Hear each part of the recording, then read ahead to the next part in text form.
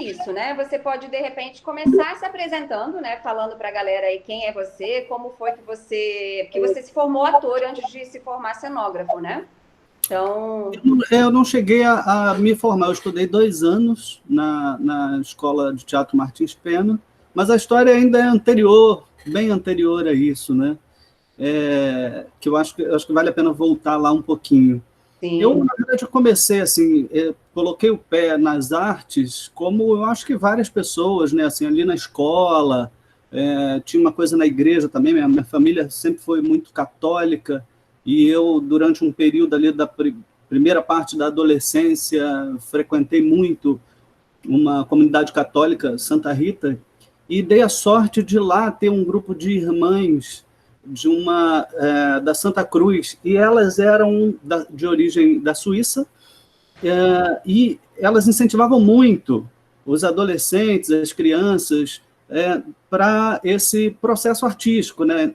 Eu me lembro muito bem de um festival que elas desenvolveram, que era um festival da criatividade. Então, você poderia produzir o que você quisesse, desde a criança lá, um desenho, até a senhorinha, um pano de prato bordado, um desenho, enfim, foi talvez a minha primeira experiência de produzir alguma coisa que fosse ser exposta para outras pessoas, né? O festival era um pouco isso, faça aquilo que você acha que é criativo e exponha para as outras pessoas poderem assistir, né? E aí tinha dia para aquilo, eu dei sorte, né, de estar num lugar que estimulasse de alguma maneira esse fazer artístico, né? Desenvolver a criatividade e tal. E aí, numa oficina de teatro, nessa mesma igreja, uma vez uma pessoa convidada, Marcos Monteiro, o nome dele, que depois veio a se tornar meu padrinho de casamento anos e anos depois, as coisas são interessantes, né? Ele foi dar uma oficina, e no final da oficina, primeiro dia de oficina, ele falou assim, olha, eu tenho um trabalho, uma companhia, e tem uns projetos vendidos para o interior do estado, Valença, Volta Redonda, Barra Mansa, enfim. E eu precisava de uma pessoa mais ou menos com seu perfil. Tem um personagem que é adolescente, e eu acho que tem super a ver. Eu falei assim, pô, mas eu, na verdade, nunca fiz nenhum curso de teatro. Essa oficina aqui é a primeira oficina que eu estou fazendo. E aí, como é que vai ser? Pedi um tempinho para pensar, assim, no dia seguinte, praticamente, eu falei assim, eu topo, vamos lá. Peguei a estrada, fiquei de 98 a 2004, mambembando com essa companhia, e era uma coisa enlouquecida, que a gente trabalhava fazendo projeto escola de segunda a sexta, manhã, tarde e noite. Então, assim, foi um curso, né? Porque eu nunca tinha feito absolutamente nada e de repente, caí assim na estrada, de encarar plateia de escola assim, de 1.000 pessoas no auditório. Foi muito, muito enriquecedor, né? Assim. E, na época, o Marcos Monteiro tinha estudado no tablado, o Brito, que hoje trabalha comigo assim também, estudava na Cal, se formou pela Cal, melhor dizendo, e a Verônica estava fazendo Unirio, e eu era a única pessoa que só tinha feito aquela oficina na igreja, né, naquele dia. No final desses 4 anos, assim, eu fui sentindo necessidade de me aprofundar, por isso eu procurei a Martins Pena, fui lá, fiz a prova, então, entrei e fiquei durante 2 anos. Mas aí, coisas da vida, né? Assim, escolhas, situação financeira, escolhas, enfim, situações da vida que, se eu for contar aqui, eu acho que merece uma coisa à parte. Eu acabei me retirando, mas no ano seguinte eu comecei a trabalhar no Nós do Morro. Eles vieram para Nova Iguaçu, que é onde eu moro, e começaram a desenvolver um projeto e chamando artistas do local para dar oficinas. Eles iam montar 10 lonas culturais, era um projeto ligado ao Nós do Morro do Vidigal, mas acontecendo aqui em Nova Iguaçu, em 10 lonas culturais em 10 escolas municipais.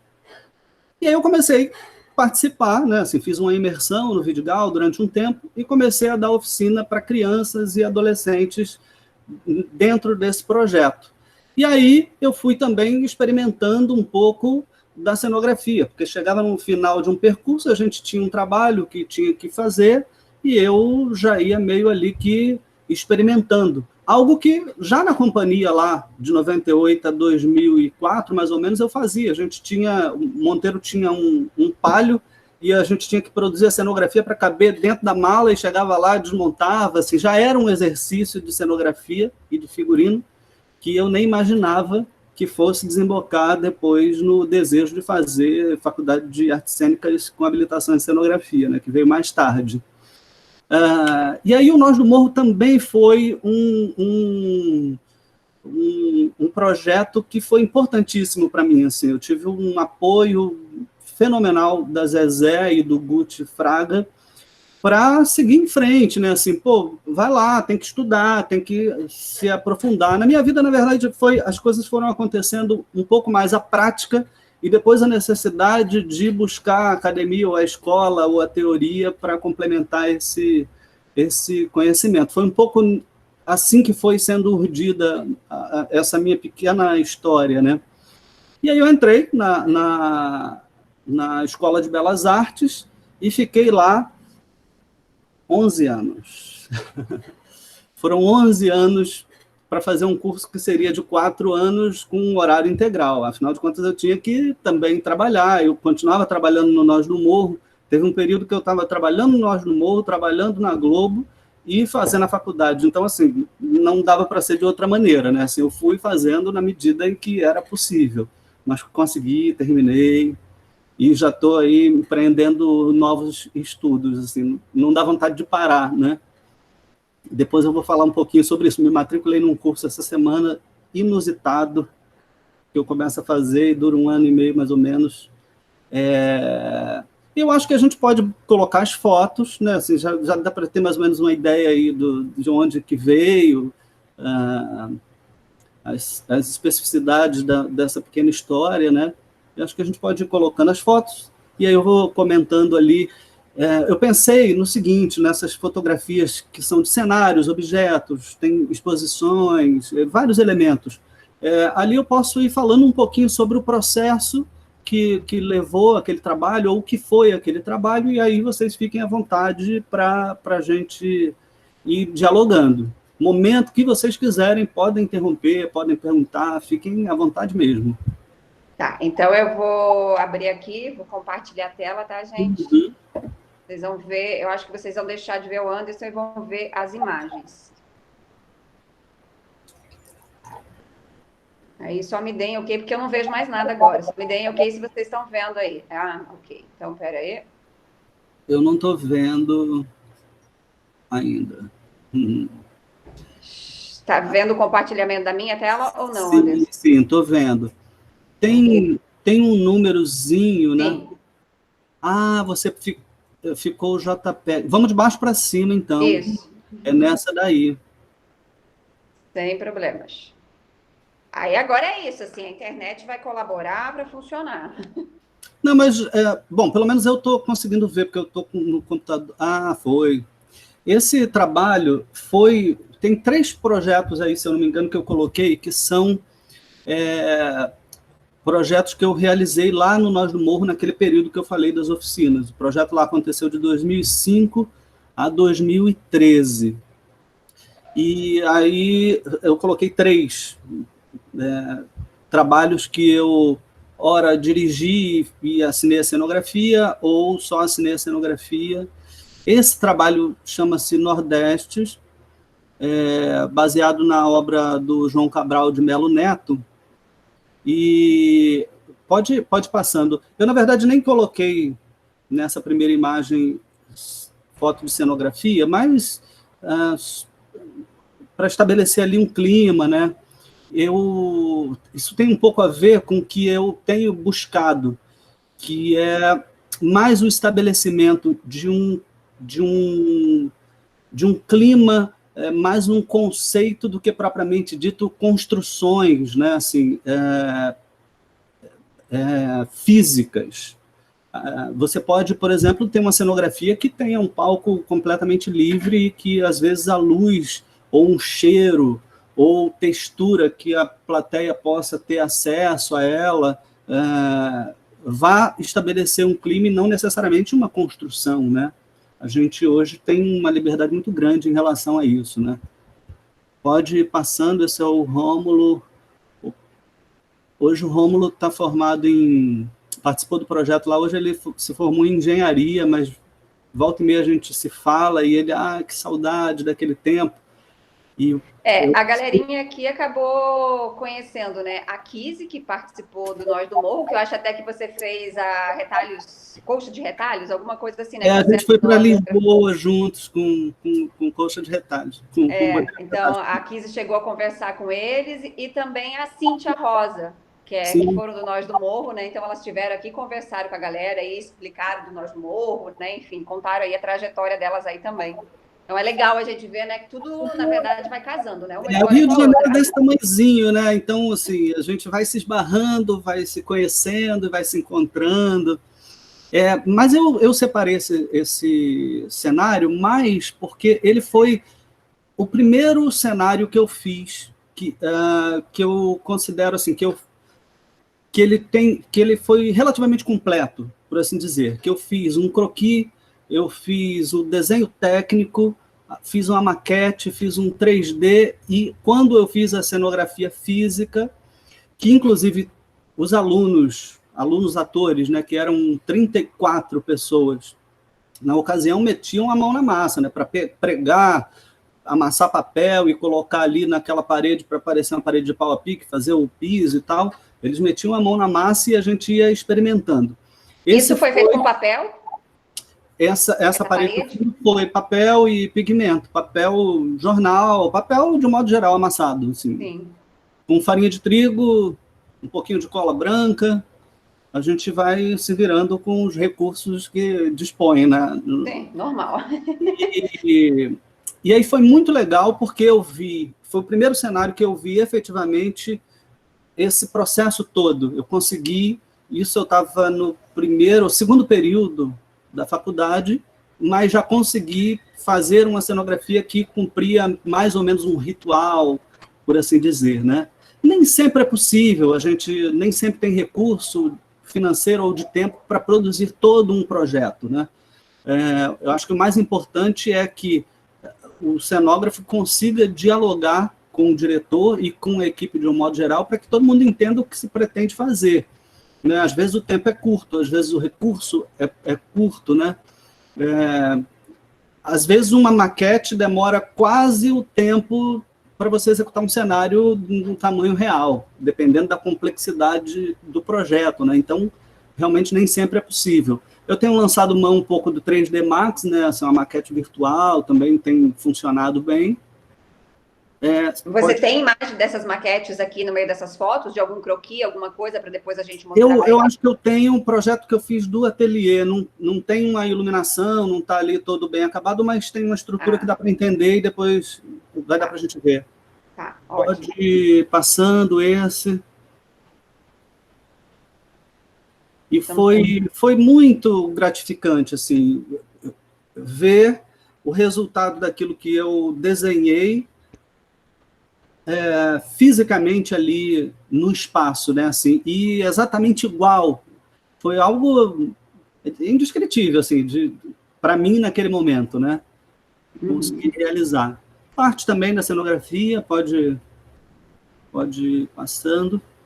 Esse já foi um trabalho que eu fiz com o Marcelo Morato, isso foi em 2009, eu também estava assim, segundo, terceiro período da faculdade, aí eu considero que esse tenha sido o primeiro trabalho profissional, a gente fez no Sesc Copacabana, e eu considero que foi o primeiro cenário profissional, e eu dei a sorte da Bárbara Eleodora fazer a crítica desse trabalho, ou seja, assim, minha perna tremia, né? Aquela mulher entrando no teatro, eu ali no dia da estreia, ela passando, era grande, né, Bárbara, ela entrando, eu falei assim, meu Deus, vai descer a marreta, né, porque a Bárbara, ela não media muitas palavras, né, assim, para crítica, mas eu vi no olhar dela que ela curtiu um pouquinho, e aí eu fui agraciado com uma crítica positiva em relação ao trabalho, que era basicamente desses vergalhões de obra, que depois vocês vão ver em 2019, que eu utilizo ressignificando, né, num cenário, instalação para um clipe do programa Tá No Ar. Eu não sei se eu coloquei foto dele aí, mas eu acho que sim.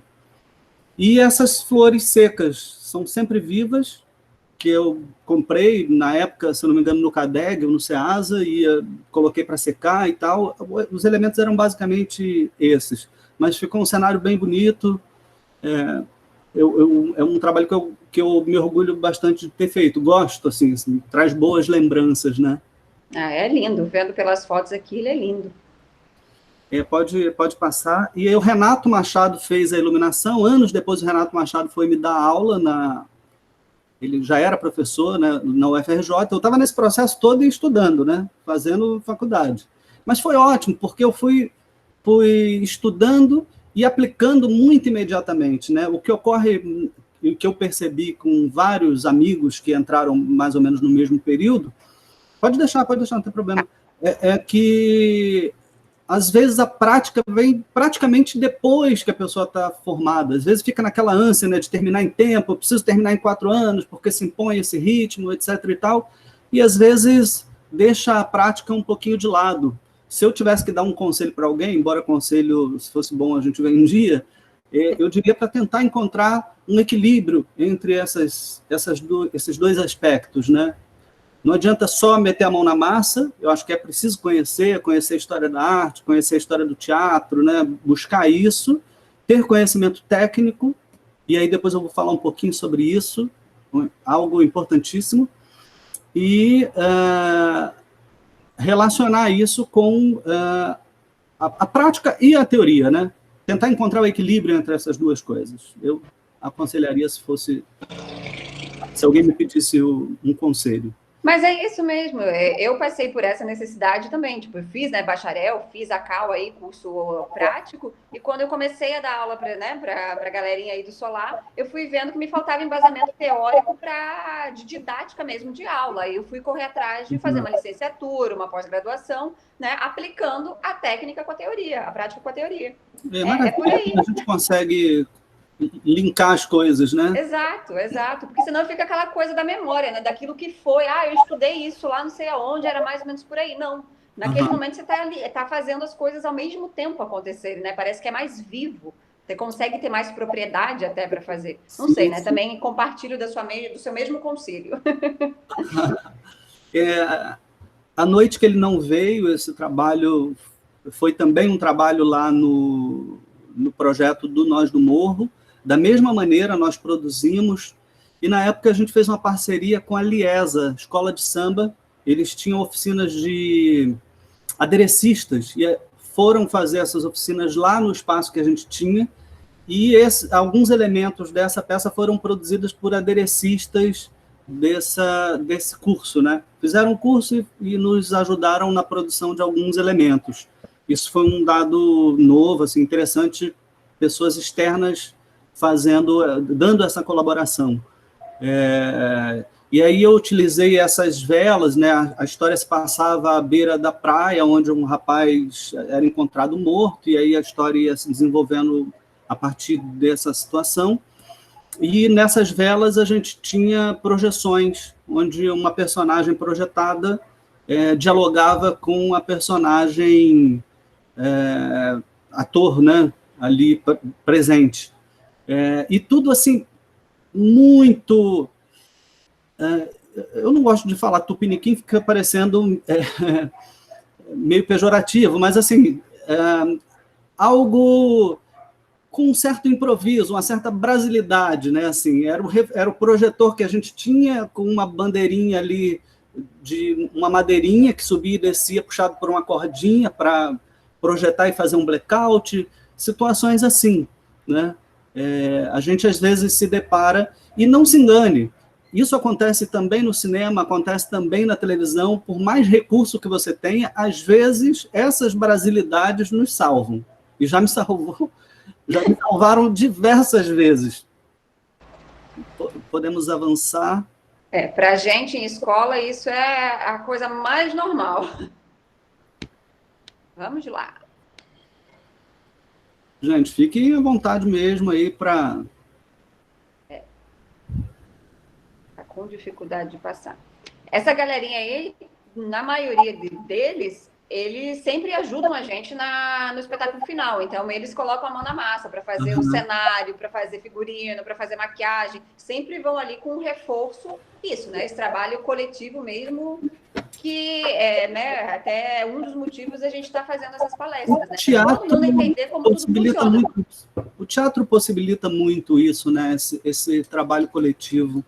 E eu, depois do teatro, quando eu botei o pé na televisão, eu também tive a oportunidade de participar de um processo com o Luiz Fernando Carvalho, que era muito parecido com o teatro, que também junta todo mundo ali, né? Você está em contato com a cenografia, com o figurino, com a produção de arte, com o elenco que está ensaiando, tudo junto. Ele, na televisão, fazia, né? Porque ele não está lá no Projac por enquanto, ou não sei se volta ou não, algum dia, mas ele fazia muito disso, né? Eu, às vezes, me remetia muito ao processo teatral. Essas fotos são das projeções que eu citei, tá vendo? A gente tem ali uma foto bastante ampliada do rosto de uma atriz e dialogando com outras personagens. Às vezes a gente tinha só um recorte de olho. Eu pesquisei muito sobre novas mídias aplicadas ao teatro, né? A utilização de outras mídias. Fui buscando, né, informações.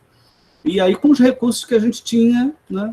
Embora a gente lá tivesse o patrocínio da Petrobras para o projeto, para essas montagens a gente tinha valores muito simbólicos, né? Então tinha meio que se virar para produzir coisas que fossem interessantes, né?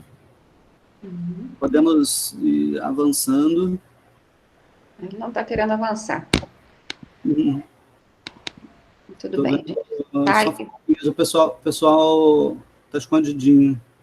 Eu também, eu não vejo ninguém aqui. Esse é o terceiro trabalho lá no Nós do Morro, né, no projeto do Nós do Morro aqui em Nova Iguaçu. E aqui tem, tá vendo? Acima à esquerda, isso talvez tenha sido um dos primeiros desenhos que eu fiz em 3D Max, que é uma representação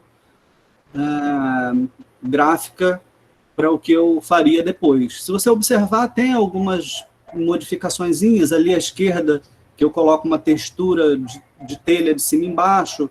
No cenário real, essa textura vai só até o meio.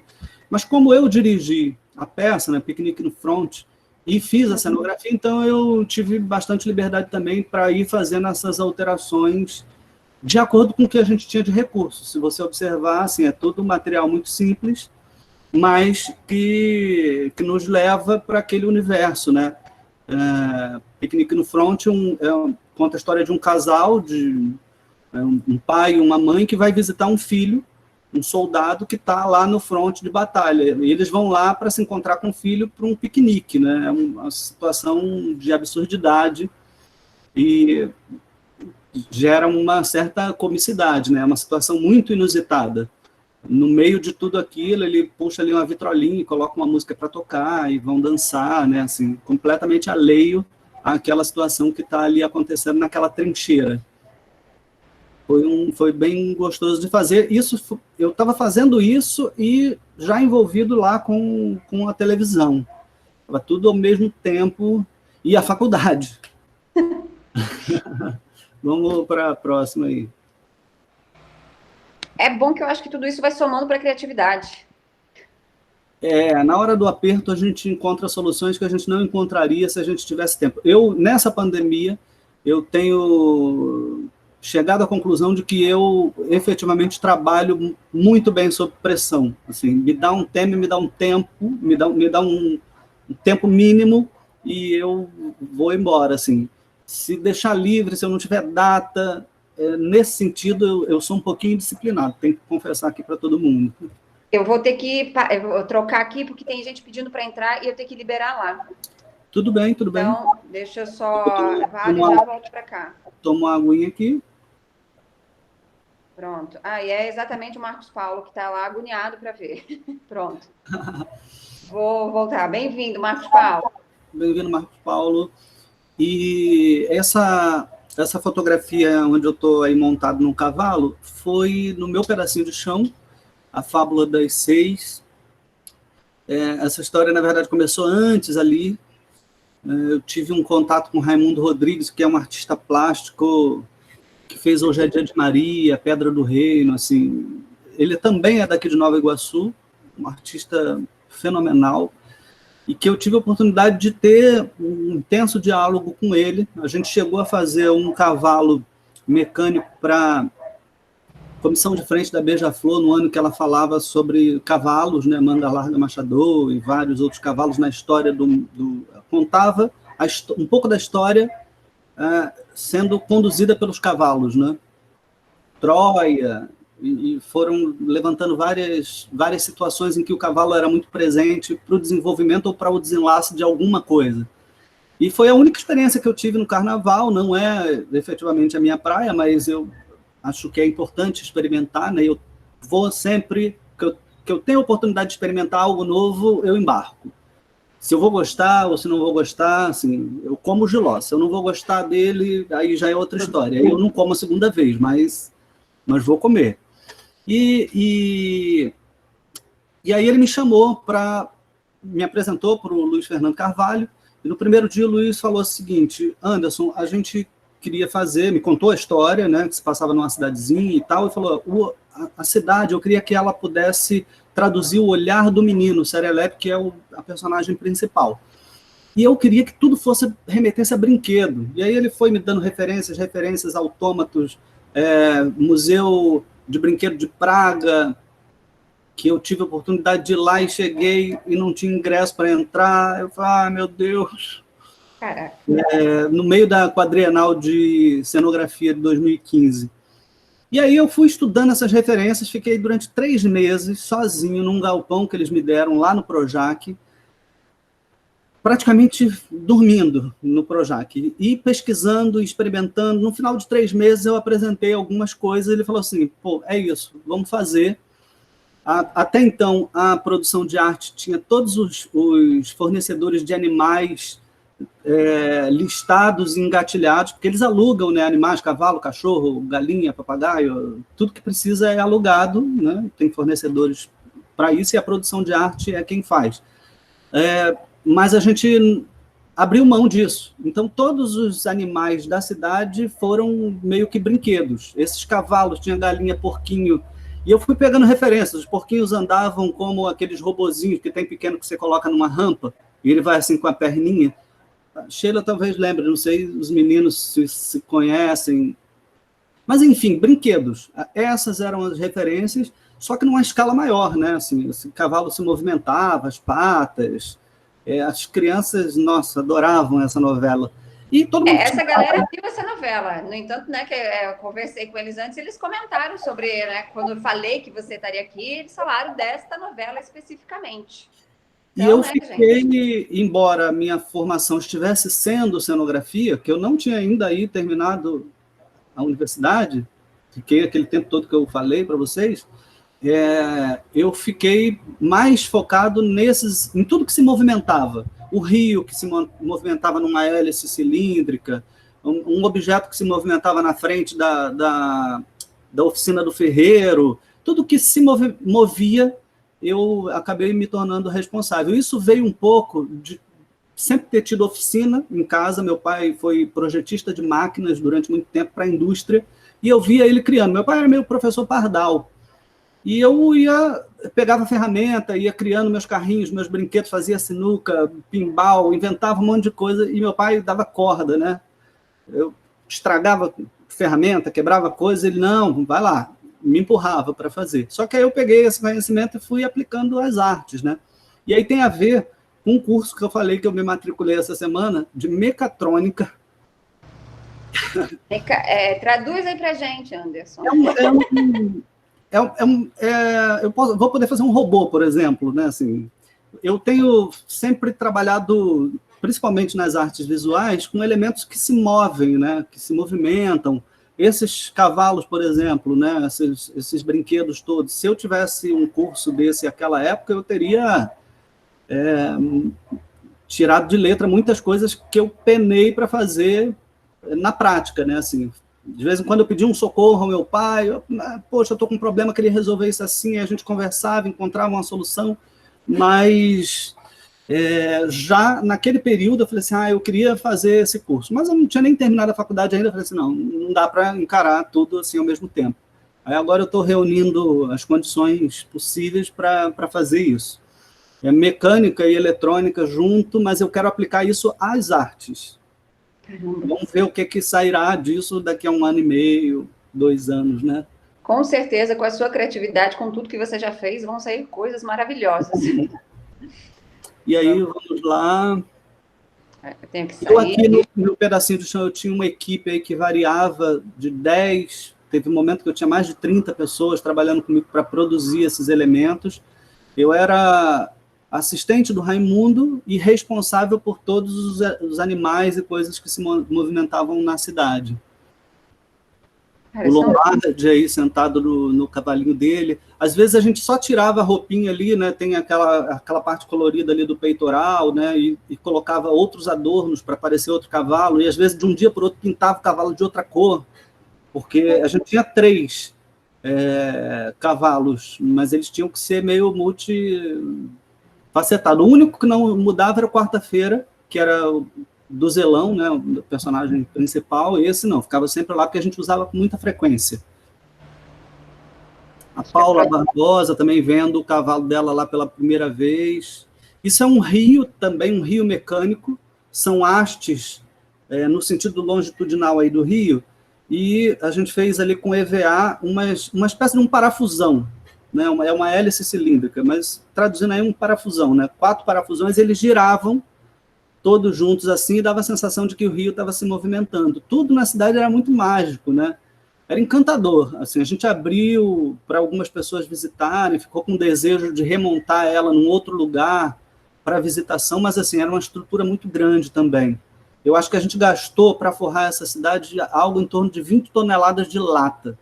Isso tem a ver com o trabalho do Raimundo, que ele pega latas usadas de tinta, assim, você pintou a sua casa, você descarta essa lata, fica uma cor por dentro dessa lata, né?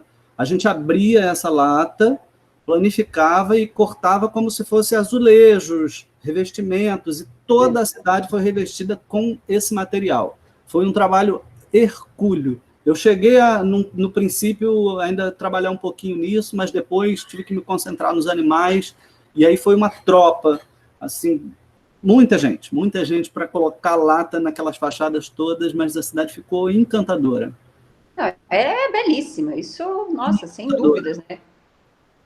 E é isso, material reciclado, né? Que as pessoas normalmente jogam fora, abandonam em qualquer lugar, não, isso a gente reaproveita, né? A gente só foi comprar lata nova, assim, bem no finalzinho, numa empresa que produzia latas, mas que também era aquela parte que seria descartada, porque deu algum erro, porque a gente já não encontrava mais no Rio de Janeiro lata. Todos os ferro-velhos, associações de catadores, reciclagens, foi limpando o Rio de Janeiro inteiro e caçando latas, mais de 20 toneladas. Cara, é só fazer o descarte certo que, na verdade, a gente poderia aproveitar muito mais coisa, né? E aí, como eu falei, né, assim, você vê, né, uma produção de TV que tem mais recurso do que uma produção de teatro, e ainda assim a gente lança mão desses artifícios, né? Não seria a mesma coisa se a gente fosse numa loja para comprar um material novo e colocar ali. Isso nem tem a ver com o trabalho do Luiz Fernando, né? Assim, ele gosta muito sempre da vivência do material, de uma carga que o material tenha trazido anteriormente, e para mim foi uma escola assim também, nesse sentido. O Raimundo e o Luiz Fernando Carvalho, da vivência das coisas, né? Assim, a verdade. Quando era algo que, de repente, que não tinha essa vivência, a gente costumava até falar de maneira relativamente pejorativa, isso está muito cenográfico. Eu usava, às vezes, esse termo, mas, pô, não é cenografia? Tem que estar cenográfico. Não, tem que ter uma verdade, né? Tem que ter uma vida ali pulsando. E a gente... Tem um passado, né? E eu vou buscando, né? Venho buscando isso, né, nos trabalhos que eu tenho desenvolvido. Pode ir passando. Essa foto, a próxima foto, sou muito suspeita. Não vai abrir.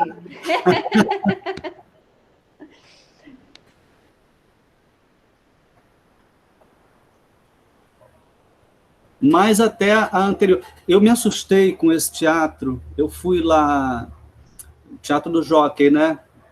O antigo Teatro do Jockey, né? Porque ele reformou, está completamente diferente. Eu fui lá para fazer a cenografia do show da Vilma, mãe do Silvinho Guindani, um show de música, né? Não tinha mais entrado nesse teatro, mudou completamente, né? O XP, nossa, triste. Né? Teatro XP.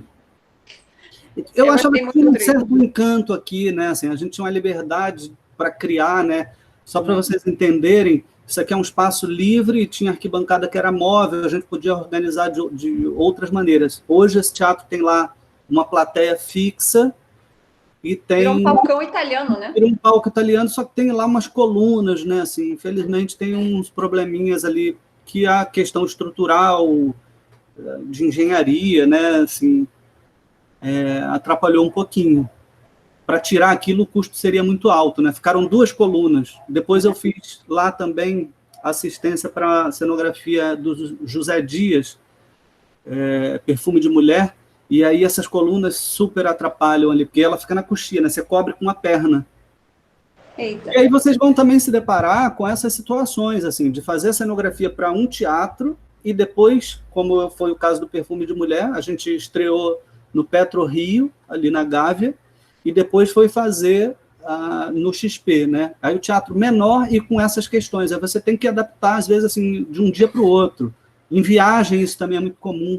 Esse mesmo cenário a gente fez em Fortaleza, Mato Grosso do Sul, Santos e Belo Horizonte. Cada lugar a gente tinha que ter um olhar e fazer uma pequena adaptação.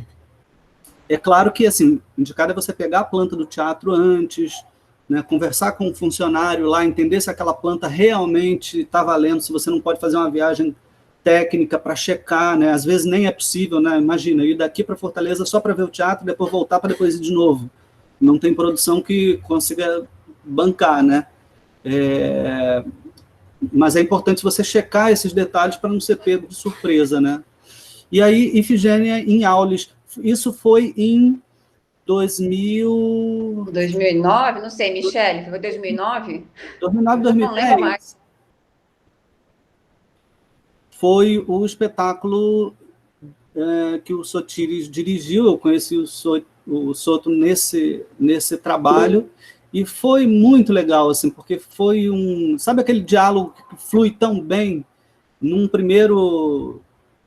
logo num primeiro contato, né? Assim, eu tenho alguns diretores que são xodó, assim, o Marcelo Morato, eu sempre gosto de fazer trabalho com ele, a gente tem uma liberdade de diálogo muito bom.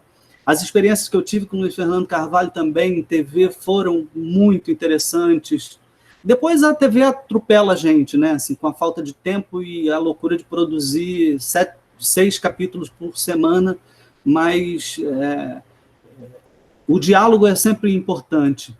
E aí tem essa foto frontal que eu acho linda. É linda, linda. Uma amiga minha que fez uma matéria de jornal baseada nessa imagem, assim, o texto é bem bonito. Eu não sei se você chegou a ler.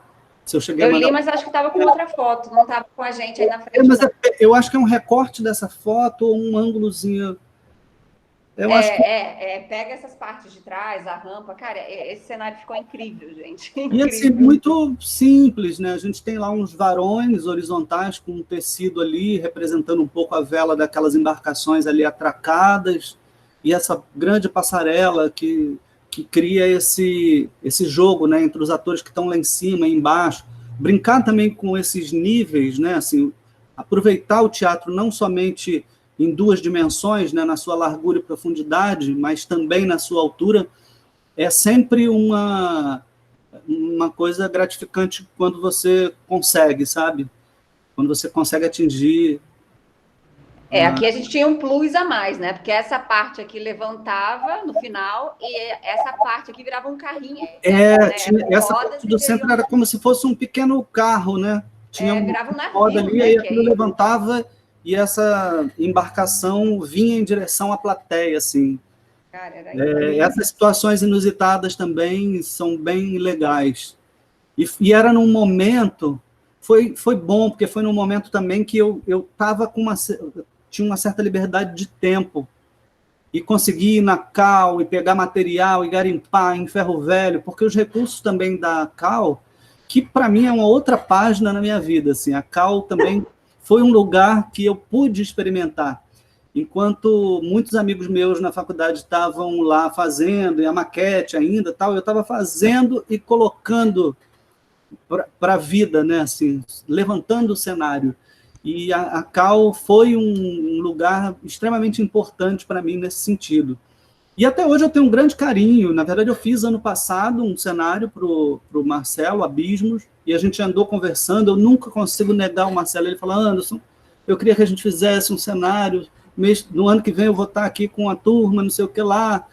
Você faz? Eu falei: Marcelo, eu não consigo negar para você. Vamos lá, vamos fazer.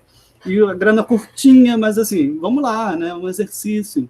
E foi um pouquinho que aconteceu com as presas também, né? Com a gente, que você fez, lembra as grades também? As presas eu estava pegadaço, né? Assim, é. O Rony foi tocando para mim. Eu também... não consegui estar tão presente fisicamente, né? Mas foi incrível também. Sei lá, eu sou apaixonada por esses cenários. Seguimos, deixa eu ver. Seguindo. Gente, fique à vontade aí para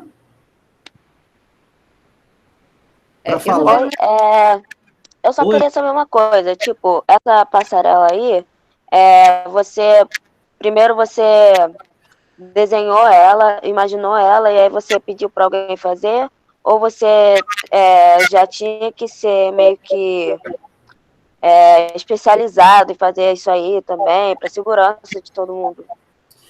Eu, na verdade, assim, dei sorte do meu pai, como eu falei, né, assim, trabalhar na indústria e metalurgia durante muitos anos. Então, assim, era alguém que eu podia sempre correr, né, assim, pedir um socorro. Olha, eu quero fazer isso assim, com esse material, isso vai sustentar esse peso, porque era uma quantidade de pessoas enorme ali, né, em cima daquela passarela. É uma responsabilidade. Dependendo da estrutura, você precisa, às vezes, até ter um engenheiro que vá assinar essa estrutura, né?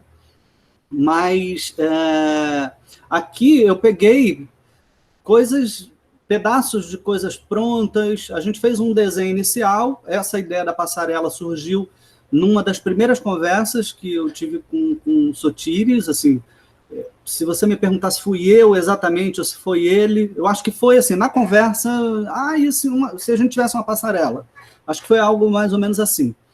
E eu fui para a rua para procurar coisas que fossem adequadas àquilo que a gente precisava fazer. Então, é um pouco nesse sentido, né?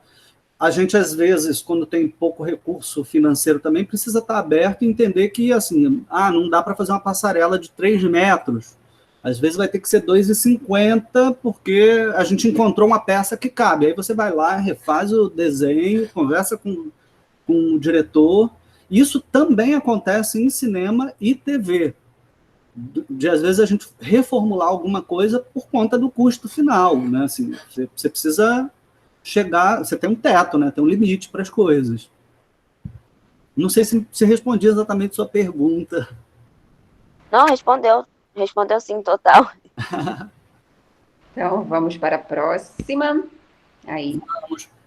Esse foi o último trabalho, não tem nada a ver com cenografia, foi o último trabalho que eu fiz como ator em 2012, com uma galera que eu conheci na Martins Pena e um diretor, Fábio Cordeiro, que foi meu professor lá.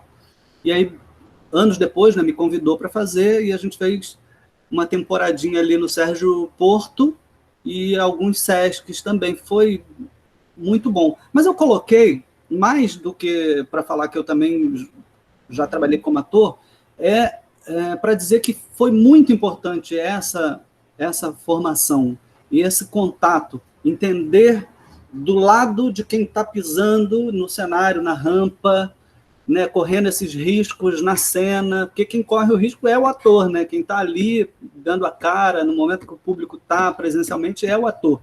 E aí ter passado também por esse processo foi muito bom para mim, foi muito enriquecedor para entender a cabeça dessas pessoas, né? Assim, como instruir, às vezes, porque você, como cenógrafo, às vezes, vai ter que dialogar com o ator e ensinar para ele, por exemplo, como que sobe no cavalo.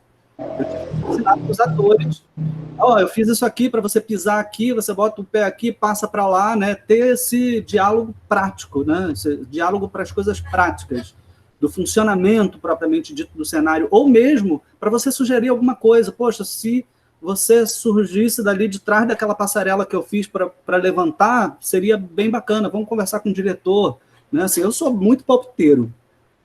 E se eu encontrar diretores que abrem possibilidade de diálogos profundos, a gente vai criando juntos. E eu acho que é isso, né? Assim, o cenógrafo ele não está ali exatamente a serviço da direção somente. Eu acho que é um parceiro criativo e propositivo para um trabalho, né? Seja em TV, seja em teatro, cinema.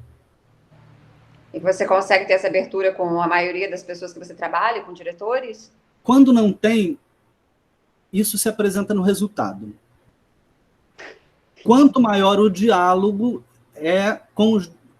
quanto maior ou mais fácil for o diálogo com o diretor, e quanto maior for a presença durante ensaios, né, assim, quanto mais você conseguir estar dialogando com o acontecimento, às vezes assim, o texto não existe.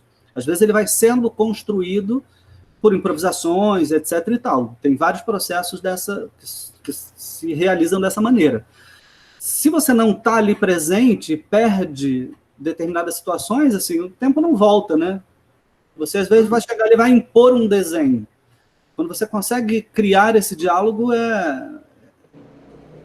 vai para outro patamar, né? Artístico e técnico e tudo mais. Aquele trabalho lá, o Azul Metálico, que eu falei da crítica da Bárbara Leodora, foi um dos ensaios em que a menina pegava numa improvisação e pendurava uma flor num varal, de cabeça para baixo.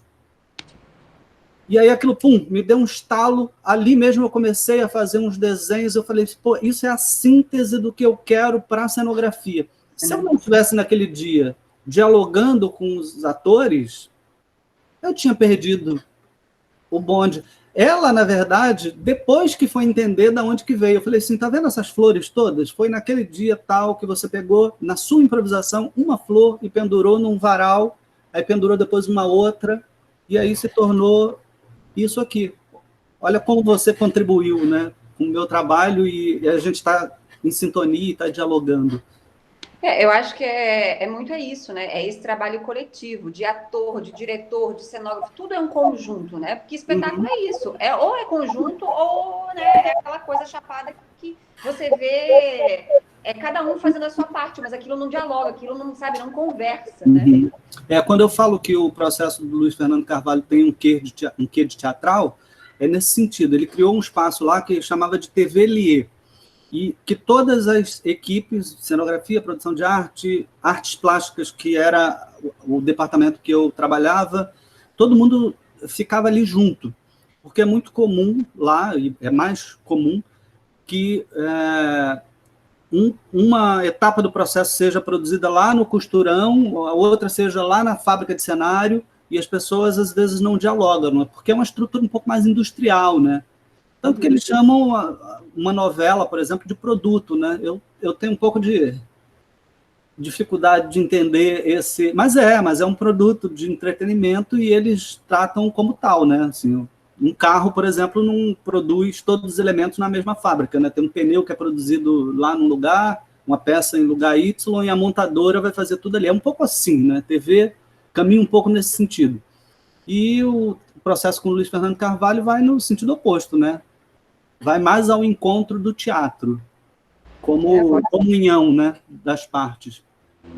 Esse é um trabalho, Hoje Nunca é Outro Dia, baseado em Alice, no País das Maravilhas, lá no Instituto Cal, a direção do Marcelo, e eu trabalhei com várias portas, às vezes tem porta abrindo dentro de porta e de outra porta, e os atores entravam e saíam por lugares distintos, né? Desse baúzinho aí, tá vendo que tem 3 à esquerda, 3 pessoas saindo? Esse aqui. Por trás tem uma passagenzinha, e eles entravam naquele baú que do lado direito a menina está em pé, com guarda-chuva, né? E saíam por lugares muito inusitados. Os trabalhos do Marcelo são sempre muito inusitados. E tem um quê assim, de surrealismo. A gente Ele sempre embarca nas minhas loucuras e eu vou na dele também, e a gente vai criando um diálogo bem legal. Esse aí é ele de frente. Acho que a fotografia que está ruim mesmo, está um pouquinho embaçada. Foi um celular e já passou por vários processos. Mas são basicamente portas, janelas e aberturas diversas, e os atores entrando e saindo por vários lugares, né? Pela escadinha, pela portinholinha, aparecendo lá de cima. Acho que aqui... Ah, não, esse aqui é outro. Esse é outro. Pode ir para ele. Isso foi no Sesc Tijuca. Se quiser fazer qualquer pergunta sobre o cenário, fica à vontade, tá? Eu peguei essa fotografia desse cenário porque aí ele se chamou Entre Parênteses. Foi baseado no Anjo Exterminador, do Luiz Buñuel. E anos depois, o Marcelo, que fez a direção, eu acho que isso tem uns 2 anos, mais ou menos 3 anos, ele refez essa montagem, adaptou N coisas e o título passou a ser O Último Cordeiro. Mas, basicamente, a história era a mesma. Um grupo de pessoas que foi para um jantar, pessoas de alta sociedade, e chega um determinado momento que elas não conseguem sair daquele lugar. Tem um confinamento, me lembra um pouco aí a nossa situação atual, né? E eles não conseguem sair dali. Só quem consegue transitar, entrar e sair, passando por aquele portal ali, são os serviçais, pessoas de classe menor. E aí as pessoas vão ficando enlouquecidas, né? Assim, com o passar do tempo, aquelas pessoas bem vestidas, elas vão se desfazendo, né? A situação psicológica vai se agravando e o caos vai se estabelecendo, eles não conseguem sair. É uma pena que eu não coloquei, mas se vocês quiserem depois entrar lá no meu Instagram, tem fotos do Último Cordeiro, porque aí, essa foi a única vez que eu fiz 2 cenografias para um trabalho que é basicamente o mesmo, né? Ele alterou o título e fez algumas alterações no roteiro, mas a história é a mesma ali, e que são completamente diferentes. No segundo momento, eu envelopei tudo com plástico. Tinham cadeiras, objetos, tinham algumas... Não é esse, né? Não. Acho que não tem mesmo, eu não coloquei. Vários elementos, e eu fui envelopando com vários tipos de plástico. Plástico bolha, plástico filme desse que a gente usa em cozinha, plástico para embalar, pallet, plásticos diversos, sempre transparentes. Inclusive o teatro. Eu embalei a caixa preta toda, um pouco trazendo a ideia de que a gente está na iminência de uma mudança, tudo está pronto para se mudar, mas essa mudança não acontece. Então, para mim também foi muito bacana fazer, e eu, quando ele me convidou, eu falei assim, caramba, mas eu vou fazer um cenário de novo, para o mesmo trabalho, e como é que vai ser isso, né? Volta e meia a gente ficava se apegando naquilo que já tinha feito, porque eu podia muito bem pegar o desenho e reproduzir aquele cenário. Eu falei assim, não, vamos tentar um exercício para fazer outra coisa, né? E foi um cenário completamente diferente, completamente diferente. Isso é bom, né? Porque você, anos depois, vê coisas que você não tinha visto num momento anterior, né? Eu gosto dos dois, mas esse segundo, eu acho que conceitualmente estava mais robusto, estava mais firme, mais potente. Vai dando uma passadinha que a gente... Pode ir. Mais um. Vai mais uma. Essa última aqui é Velho Chico, né? Velho Chico. Eu não me lembro por que eu pedi para passar, mas... Não, vamos voltar lá. Qualquer coisa eu faço menção, eu volto, a cabeça já virou uma loucura. Vamos na ordem mesmo, para não complicar muito a história. Okay. Não sei se a gente vai conseguir chegar no final, né? Assim, como é que você... gente. A gente, na verdade, não estabeleceu um tempo, né? Enquanto tiver bom e a gente tiver coisa aqui para dizer, e vocês quiserem... Enfim, esse foi um trabalho que eu fiz para a Cavaleira, a marca Cavaleira, para um desfile no São Paulo Fashion Week. E, na ocasião, eu estava na Itália, assim, em viagem, fiquei quase um mês na Itália, e foi o momento em que eu desenhei esse cenário, assim, entre uma paradinha no hotel e outra, eu ia desenhando e trocando ideia com o Henrique Sauer, que foi o diretor e co-cenógrafo comigo no trabalho. E já fui mandando desenho para cá, e o Rony, que é esse rapazinho que está aí, que trabalhou comigo no Pedacinho de Chão, foi executando. O Rony você conheceu, né? Nas presas. Né? Ele, pô, encontrar gente que mete a mão na massa e que pensa junto, cara, é uma raridade, né? Assim, o Rony é uma raridade. Hoje ele está morando na Austrália, não sei se é definitivo, mas assim, faz falta a parceria. E aí ele foi... eu mandei o desenho, ele foi produzindo aqui no Rio, e quando eu cheguei a gente afinou algumas coisas e partiu para São Paulo, botou num caminhão e foi. Esse é um livro pop-up, o tema era João e Maria, e ele fechava, assim, você vê do lado direito superior, é o livro fechado, e quando abria, essa casa se abria, as árvores se projetavam, aquele picozinho ali subia, a lua. Foi um exercício também, eu no meio lá da viagem dobrando papel, Rony faz assim, ó, mas isso numa escala maior, né? Às vezes você funciona numa escala pequenininha, e aí quando você vai fazer com 3 metros, você encontra uma sorte de problemas, né? E aí tem que buscar soluções, né? Mas ficou bem, a gente curtiu, assim, e é tão rápido, né? O desfile, eram 20 minutos. Que é esse próximo, né? É o próximo. A minha internet aqui tá uma beleza. A próxima foto já é na passarela, né? E aí a gente tem lá no fundo, teve umas folhas, isso foi ideia do Henrique, da gente prolongar um pouco o caminho, mas é muito rapidinho. Quando eu pisquei, acabou o desfile. São essas coisas que eu digo, né, assim, de experimentar. Não é algo também que eu faça com frequência e nem é também uma das coisas que eu mais curto fazer. Eu gosto muito de teatro, sabe? É o meu lugar de origem e é um lugar que eu gosto muito de estar. Eu gosto do cheiro do teatro, eu gosto do clima de ficar ao longo do dia no teatro, montagem em teatro, mas eu vou experimentando. O Henrique falou assim, cara, vamos fazer aqui um cenário para Cavaleira, no São Paulo Fest... Vamos lá, vamos experimentar, vamos fazer. Pode... Se estiver passando. Você também pode ir passando, qualquer coisa.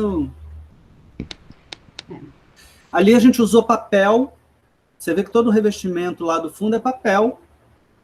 Folhas de papel, livros diversos, que a gente foi recortando e fixando em cima de uma chapinha de MDF e dando aquela textura. A casinha que eu peguei tecido e imprimi, fiz um stencil e a gente pintou ali para parecer também que era papel, porque ele precisava dobrar, tinha uma coisa da casa. A casa fazia isso, fechava dentro do livro. Foi uma mecânica intrincada, assim. Pode... Isso aí foi um set, talvez o maior set que eu fiz até hoje, assim, foi em 2015, 16, para a novela Velho Chico. Isso é na cidade Cachoeira, fica mais ou menos 1 hora ali de Salvador, na beira do rio Paraguaçu. Mas a novela se passava às margens do Rio São Francisco. A gente fez aí porque a cidade já tinha uma característica que a gente queria aproveitar. O Luiz encontrou com a gente em Alagoas, Luiz Fernando Carvalho, e aí não ficou satisfeito com a locação. A produtora falou, tem um lugar lá na Bahia, assim, assim, assado, aí a gente partiu para lá. Quando chegou, ele falou assim, é esse aqui o lugar. Anderson, já começa a trabalhar. Eu já nem voltei para casa mais, já estava com a mala fiquei. Eu fiquei no Nordeste mais ou menos uns 4 meses e vim em casa aqui no Rio umas 2 só, nesse período todo. Para levantar... Na novela, eu fui responsável pelas embarcações. Enquanto lá em Meu Pedacinho de Chão, eu fiquei responsável pelos animais e coisas que se movimentavam. Aqui, em Velho Chico, todas as embarcações, todos os elementos que entravam no rio, eu era responsável por garimpar, né, assim, o que existia e transformar não existiam essas embarcações dessa maneira, né? A gente pegou os saveiros, todos os saveiros que tinham no Recôncavo Baiano, puxou para lá, para o Rio, e fez uma transformação, botou mastro, tirou mastro, fez vela, fez essa cobertura com palha, remetendo um pouco às embarcações características do Rio São Francisco, né, as carrancas. Eu tenho até... não tem. Não. Eu achei que eu tinha aqui um livro. Eu tenho um livro aqui só sobre esse tema, que é bem legal, mas o meu neto, eu preciso avisar vocês que eu tenho um neto de 5 anos. Aí toda vez que ele chega aqui, cadê o livro das carrancas? Ele me faz folhear esse livro, que eu já folheei durante o ano de 2015, 2016, página por página, era minha Bíblia, eu andava com ele debaixo do braço. Ele me faz folhear quase todas as vezes que ele vem aqui. Adora. Pega a carranquinha, eu tenho umas outras carrancas lá também, abraça a carranca, bota do lado da cama, e fala, não, é para proteger a gente. Aí coloca lá. Pode ir passando. Eu achei que tivesse aqui. Ele provavelmente veio aqui e pegou. Ele já chega procurando. Não está mesmo. Carrancas. E aí depois eu voltei para o Rio, porque em produção de TV, às vezes o recurso também fica um pouco escasso, e a gente chegou num momento, assim, na reta final da novela, em que também não dava para ficar fazendo mais viagens. Essa foto de baixo é em Seropédica, num areal, e a gente simulou ali o Rio São Francisco. Eu cheguei ali, era uma margem toda detonada, a gente teve que pedir caminhões e caminhões de areia para fazer uma praia. Essa areia toda que vocês estão vendo ali, e mais outras que foram colocadas, vieram caminhões e a gente espalhou essa areia, foi pegando vegetação do local e replantando. E essa árvore que está deitada é toda de isopor, depois ela ficou linda, uma árvore de 12 metros, e aí gravou bastante aí, depois que a equipe estava de volta aqui. Era mais barato ir para a Seropédica do que ir para a Bahia, né? E quando chovia, essa árvore de isopor, ela não estragava, não? Ou ela tirava cada vez que gravava? Na verdade, ela cada vez foi ficando melhor, porque crescia uns musguinhos, a gente ia botando avenca, vegetações, ela foi ficando cada vez mais viva, assim. O Domingos, que infelizmente veio a óbito, né, naquele acidente trágico lá no Rio São Francisco, ele, quando chegou, ele olhou assim, cara, essa árvore é de verdade? Foi maravilhoso, né? Assim, quando a pessoa chega batendo na árvore, era de isopor, né? E a gente revestiu ali com fibra e tal. Vamos lá. Aqui é a própria Kise. Quando eu falei... Aí o pessoal do desenho... lembra que eu falei que eu ia fazer uma observação a respeito do desenho técnico? Nessa situação, isso foi em 2012, se eu não me engano. A gente foi para Lisboa com esse projeto Bandeira de Retalhos.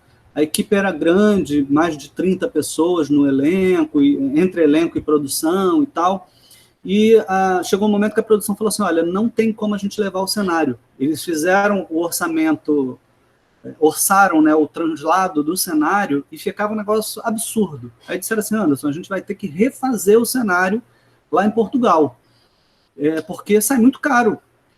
E aí que eu falei assim, poxa, o desenho técnico, ele funciona, porque é uma linguagem universal. Então eu refiz todos os desenhos técnicos, com todas as medidas, escada, praticáveis, mesa, todos os elementos, e eu fui mandando para um grupo de cenotécnicos que tinha lá no Chapitão. Eles tinham lá uma oficina, e tinha lá uns cenotécnicos que começaram a produzir.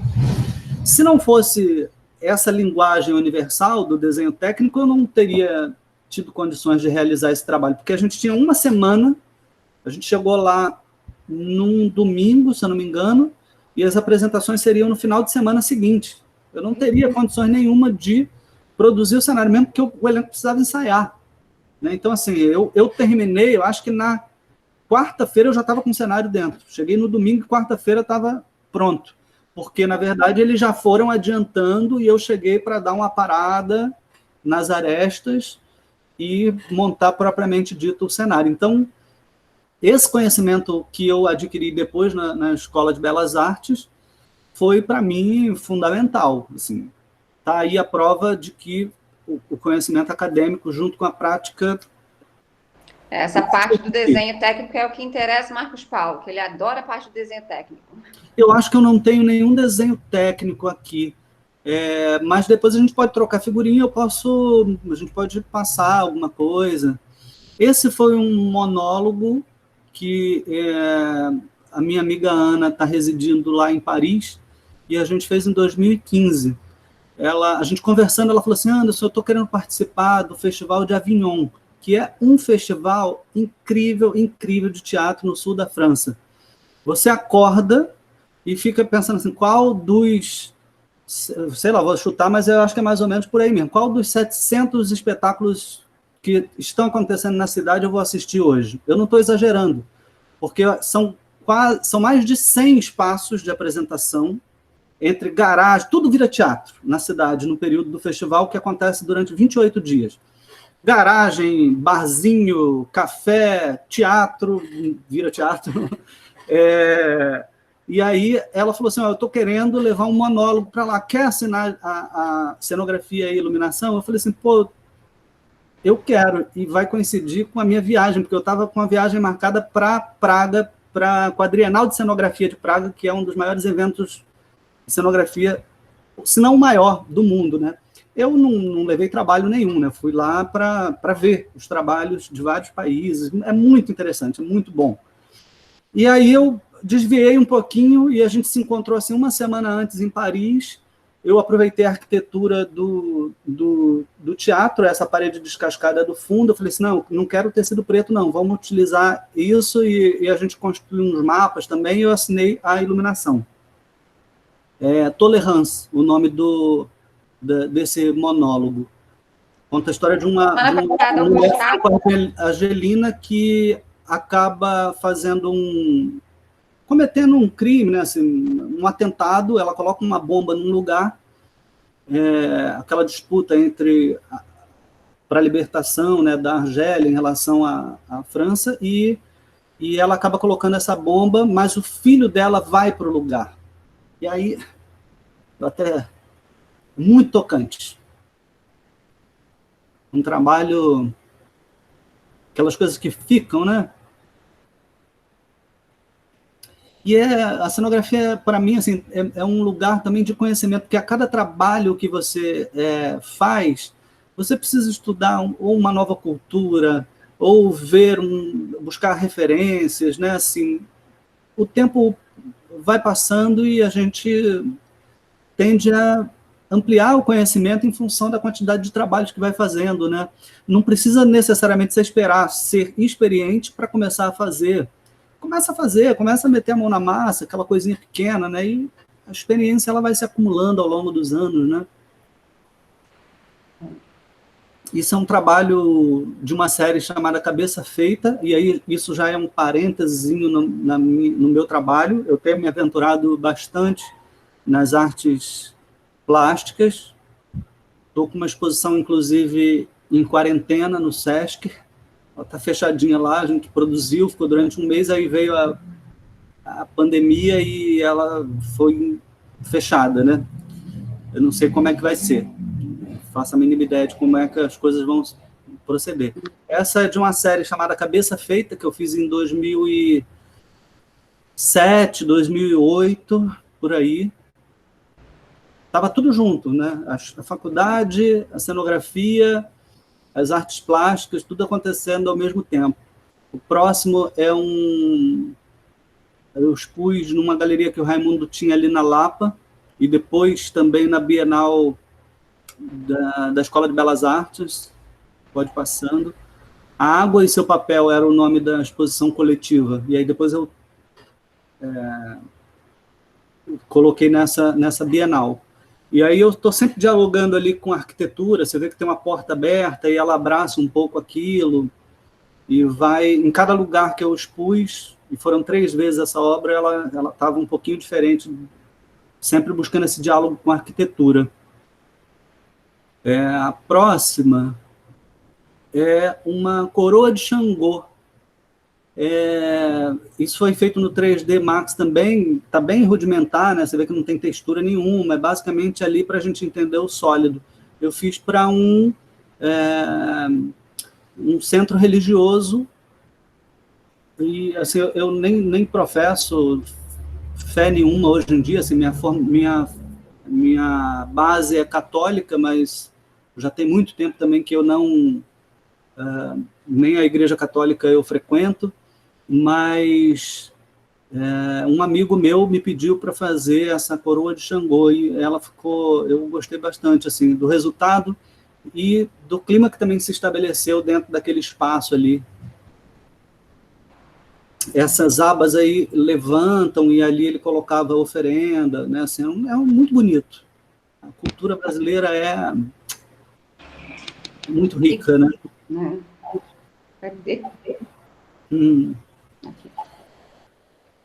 Aí a gente passa rapidinho, essa obra eu expus no Museu Nacional de Belas Artes, chama-se Panapaná, que é um coletivo de borboletas. Esse trabalho é feito em aço e papelão queimado por solda elétrica, e é um coletivo de borboletas, mas que se reúne para buscar melhores condições de clima. Não é um coletivo qualquer de borboletas, se reúne para encontrar melhores condições de vida, seja através do clima ou pela alimentação, como se fosse uma nuvem, né? Esse trabalho eu tenho um carinho, e ele está exposto no SESC, mas também de outra maneira, assim, já a configuração em cada lugar é diferente. Vamos lá para a próxima. Voltando um pouquinho para o teatro, esse é um projeto que eu estou no momento dele, assim, Amarelo e Bem Devagar. Ele, inclusive, faz jus ao título, pela demora em que está acontecendo, e aí tem essa pandemia, tem um monte de coisa que vem acontecendo no caminho, que é da minha companhia. Eu tenho uma companhia que chama-se Cia de Segunda, e porque a gente se encontrava somente às segundas-feiras, e aí uma brincadeirinha também com essa questão do nome, e a gente está experimentando. Esse trabalho foi motivado por uma imagem, uma instalação de um ucraniano chamado Ilya Kabakov, que se chama O Homem que se lança do seu apartamento para o espaço. Ele cria uma instalação e aí simula, ele cria uma narrativa inventada, como se a gente visitasse um apartamento onde o cara criou o desenho de uma catapulta para se lançar, se ejetar para o espaço. E aí faz isso como se fosse uma matéria policial, assim, muito interessante. E a gente começou a se motivar por essa imagem, a gente criou algumas perguntas, enviou para mais de 60 pessoas via WhatsApp, sobre um possível lançamento para um lugar utópico. Se você se lançaria para esse lugar, e que lugar seria esse? E aí a gente foi recebendo vários áudios e textos falando sobre o desejo de se lançar para um outro lugar, e que lugar seria. E a gente está construindo o texto a partir desses relatos e desse diálogo com essas pessoas, todas através de aplicativo. Isso foi muito antes da pandemia. Esse foi o primeiro desenho que eu fiz para o meu ateliê. Eu acho que o espaço de trabalho e o espaço e como você vive também diz muito, né, sobre o artista. Eu acho que a gente as escolhas que a gente faz, a maneira como a gente lida com o espaço, com o ambiente, né, e com as coisas do meio ambiente também, acho que são fundamentais de serem pensadas, né? O artista hoje não pode ficar descolado, né? Assim, não dá para ser o cara que vai num restaurante e distrata uma pessoa, porque ele é uma pessoa pública, e mesmo que não fosse, né? Isso diz muito sobre o seu trabalho também, né? A relação com as pessoas, com os animais, com as coisas. E aí eu comecei a pensar, muitos anos atrás, sobre um ateliê, um espaço de trabalho, de criação, que eu pudesse fazer pequenos cenários, mas que eu pudesse trabalhar com artes plásticas, ter um lugar uma casa de criação para mim. E aí eu pensei nos containers, pela praticidade construtiva, pela reutilização do material, pela sustentabilidade, né? Assim, é uma obra que eu demorei aí algo em torno de 4 meses para fazer. Pode ir passando. E vocês vão ver a real ali acontecendo, né, a obra. E aí são 3 containers, mais esse container de cima e essa grande cobertura que eu fiz num lugar que antigamente era um campo de paraquedistas. Tinha treinamento de paraquedistas. E aí eu fiz esse telhado um pouco remontando essa história do lugar, né? Assim, como se esse telhado paraquedas tivesse meio que descido ali com aqueles containers nele, né? Era um pouco isso. Aí você vê, né? Assim, a pessoa pira, conceituando até a estrutura do próprio lugar de trabalho. Não podia ser um galpão qualquer, né? Podia ser fechar Mas aí não tem graça. Fechar 4 paredes e botar um telhado e pronto, vamos lá trabalhar. Mas até nisso, né? Não faz sentido. Aí, no meio do caminho, eu falei assim, gente, se eu estou fazendo aqui um ateliê, na época eu estava morando no Jacarepaguá, e esse ateliê está em Nova Iguaçu. Eu falei assim, gente, como é que vai ser? Eu vou ficar indo e vindo, como é que vai ser essa história? Eu vou fazer um ponto de apoio, vou comprar mais um container e vou construir uma pequena casinha, um ponto de apoio para eu poder ficar quando eu estiver trabalhando até mais tarde e tal. Aí eu fiz essa casa a partir do quarto container, fiz ali em cima um teto verde, e eu estou ficando aqui hoje 95% do tempo, assim. Foi ficando tão gostosinho, fui botando minhas plantas, volta só essa foto. A única coisa que tinha no terreno era essa árvorezinha aqui, né, uma amendoeira. Aí vocês, acho que na frente tem umas fotos de como está hoje, assim, 4 anos depois, mais ou menos. Aí eu fui estudar como que se fazia a construção de container, isso aí é a parte interna, né? Foi você que projetou, você que construiu? Lógico, com ajuda, né? Chamei a minha galera de cenografia e falei, olha, eu preciso fazer um cenário, só que ele tem que durar. Porque a cenografia tem isso, né? Assim, a arte do efêmero, né? Você produz para pouco tempo. Na TV, então, assim, é rápido, né? Você gravou 2 dias, aquilo já virou qualquer coisa, né? Isso é tudo dentro do container. Tudo dentro. É uma casa, né? Uma casa assim, compacta, mas com conforto térmico. Eu nem uso ar-condicionado e olha que Nova Iguaçu só perde para Bangu, né? Em termos de calor. Uso ali um ventiladorzinho e ali a gente já fazendo uma refeiçãozinha. Melhor parte. Quarto. Poxa. Aí a gente fez um revestimento com lã mineral, que é o mesmo tipo de material que se usa em corta-fogo, dessas que tem entre andares de apartamento, né? Que você fecha aquela porta de aço e tem uma lã ali dentro que não deixa o fogo passar. Então, é o mesmo material que eu utilizo aqui para bloquear o calor, senão seria insuportável viver dentro de um container, né? E aí eu tenho ficado aqui nessa casinha, que agora, daquela árvorezinha tá assim, é matagal. Qualquer dia desse eu não entro mais, não consigo. Todo mundo chega... Maravilhoso! Colocando... aquele gramadinho lá que estava lá no anterior, lembra que eu falei assim, eu fiz um tetinho verde, olha como é que tá. Sim, tá aqui em cima. Justo ali em cima. E vai ficando cada vez mais fresco, né? Mais integrado com a natureza. Toda a água que eu utilizo aqui no ateliê, eu fiz uma pequena estação de tratamento de águas. Dividi águas cinzas, que são as águas do chuveiro, pia, e as águas negras, que são do vaso sanitário. E aí elas passam por processos diferentes. Eu não tenho conexão com a rede pública de esgoto. Eu trato tudo aqui no ateliê. Então, e aí eu fui pesquisar também isso, né? Fui pesquisar na Embrapa como que as propriedades rurais tratavam o seu esgoto, né? Dediquei um bom tempo pesquisando isso. É sobre essas situações que eu falo, né? Que o conhecimento do cenógrafo ele vai se ampliando. Às vezes a pessoa chega e fala assim, pô, mas você é biólogo? Eu falei, não, eu sou cenógrafo. Tem um cenógrafo da antiga, o Ciro Del Nero, que dizia que o cenógrafo é o especialista em generalidades. Tem que saber um pouquinho de tudo, né?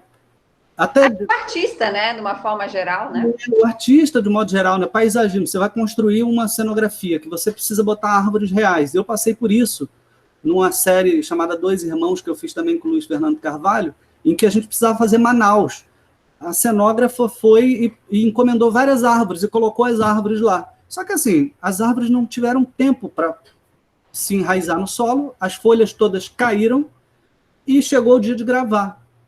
Como é que você faz? Então, assim, isso denota uma pesquisa relativamente rasa em relação ao que deveria ser.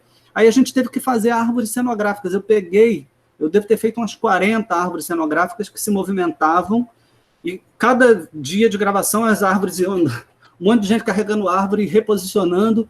Imagina fazer Manaus com árvore seca, com folhas secas. Então, assim, o conhecimento em botânica ou em paisagismo aí fez falta, né?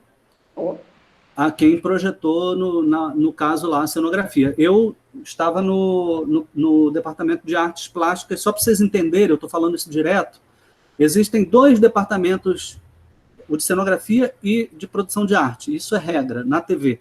O Luiz Fernando que criou um 3º lugar, que é o das artes plásticas. Seria um departamento de artes plásticas, que fica dialogando aqui. Porque a cenografia de TV, às vezes, é um pouco endurecida, né? A maioria dos cenógrafos vem de arquitetura, e lá tem um processo também muito industrial, então, às vezes, é bastante endurecido. E a produtora costumava dizer que a gente fazia cenografia mole, de mole não tinha nada, né? Mas era aquela vivência, né, que a gente ia tentando dar para essas situações. Galerinha, vocês já viram imagem pra caramba, vocês já viram vários tipos de processos. Tem alguma dúvida aí entre as coisas que já se passaram? Querem fazer alguma pergunta? A gente já está 1h30. Vou ter que sair correndo daqui a pouco. Voou 1h30. Voou. Que bom, né? Marcos Paulo, você está por aí, que você estava aí cheio de coisas para perguntar, não sei nem se você está aí ainda. Enfim. É bom que também fica gravado, né? Talvez também as pessoas vão assistindo. Bom, vou lá voltar para as apresentações finais, né? Que tem, acho que, mais algumas imagens. Aqui. Isso, lembra que eu falei que de 2009 isso aqui foi em 2019, que eu revisitei aquela cenografia lá. Isso foi para um clipe dentro do programa Tá No Ar, né, que é aquele programa de humor que teve a última temporada. Esse foi para a última temporada, se eu não me engano. E era um clipe paródia, o clipe chamava-se Abusivo, falava sobre violência contra a mulher, né, pelo seu próprio parceiro dentro de casa, e eu construí uma instalação com esse coração, que inclusive deixa eu ver se eu consigo mostrar, lá no fundinho, tá vendo? Não dá para ver, né? Não. Mas ali, no centro da imagem, tá muito pequenininha, né? Caramba, eu não vejo, mas é que eu sou cegueta também. Não, mas daqui para lá são 10 metros de distância, por isso também. Não tem uma mais próxima, né? Não, é outra imagem. Ele está ali guardadinho, o coração. Bom, vamos lá. Isso é um trabalho que eu estou fazendo, é uma encomenda para uma cliente, trabalho de quarentena, né? Eu acho que eu fui me afetando um pouco, sabe? Por esse confinamento e tal.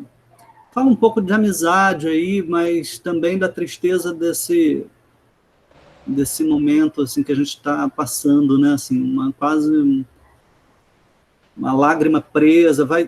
Isso é uma assemblagem, né? Uma colagem de vários elementos misturada com pintura e objetos que saltam,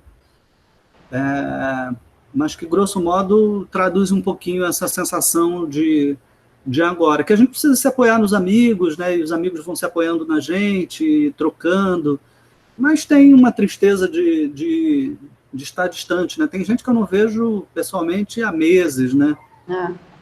Eu fiquei, a minha mãe, por exemplo, eu fiquei semanas sem ver e uns 3 meses e meio sem dar um abraço, né? Então, isso vai afetando a gente de alguma maneira, né? Esse das borboletas, né? Paraná, que a gente já tinha visto, não sei por que eu repeti aí. Mas eu acho que essa foi uma exposição que eu fiz no BNDES, uma instalação que se chama Rumo. São vergalhões de aço retorcido com tecido também queimado. Trata um pouco das escolhas, né, ao longo da vida. Eu fiquei pensando um pouco sobre as escolhas desde o momento em que anterior à nossa concepção, né? Se a gente for pensar, antes disso, de alguma maneira já tem uma escolha ou um mecanismo que te conduz para um determinado lugar. fui pesquisar um pouco sobre biologia e quando tem inseminação in vitro, a biologia ainda não explica muito bem, ou eu não cheguei a encontrar essa resposta, mas os espermatozoides, por algum motivo, eles conseguem perceber onde o óvulo está e vão em busca disso. Quase como se tivesse uma anteninha, né? Então, assim, as escolhas dos caminhos, nós fomos 300 milhões de células reprodutoras masculinas, né? Ou melhor, poderíamos ter sido qualquer um dos 300 milhões, né? Mas uma só chegou naquele lugar no momento certo. Não adianta chegar antes ou depois. Tem que chegar na hora certa, né? Se escolher um caminho diferente, perece. Fala um pouco sobre isso, esse trabalho, como se fosse a nossa primeira grande decisão, né? A escolha.